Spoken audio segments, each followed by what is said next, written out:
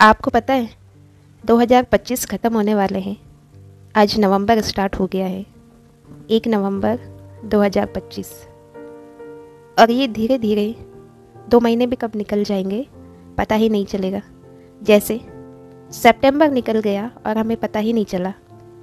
उसके बाद आएगा न्यू ईयर 2026 और फिर हमें एक और जोश आएगा कि 2026 में हमें वो सारे काम कर देने हैं जो 2025 में नहीं किए।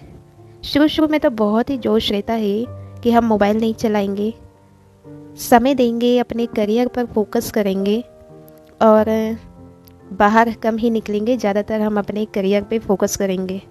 यहाँ पे शुरू में तो लगता है बहुत ही जोश रहता है कि सारे काम हम कर लेंगे 2026 में।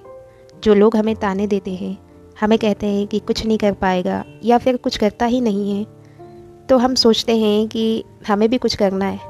जब न्यू ईयर लगता है तो मन में थोड़ी सी उदास तो होता है, मन थोड़ा सा उदास होता है कि न्यू ईयर लग गया, फिर हमने 2025 में कुछ नहीं किया। हमने वादे तो किए थे कि 2025 में हम बहुत कुछ बदलेंगे, रिश्ते नाते छोड़ देंगे, इधर उधर घूमना छोड़ देंगे, मोबाइल चलाना छोड़ देंगे और सारा फोकस हम करियर पे लगाएंगे।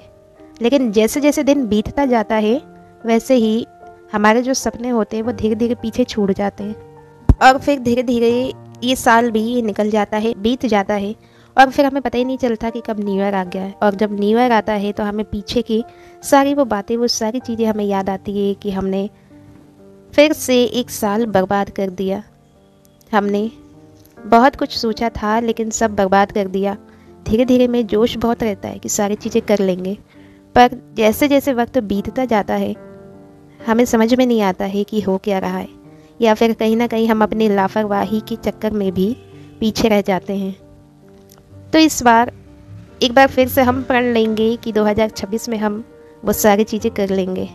एक बार फिर से आपकी इस वीडियो पे क्या मानना है ज़रूर बताइएगा, क्योंकि 2 महीने बचे 2026 आने को।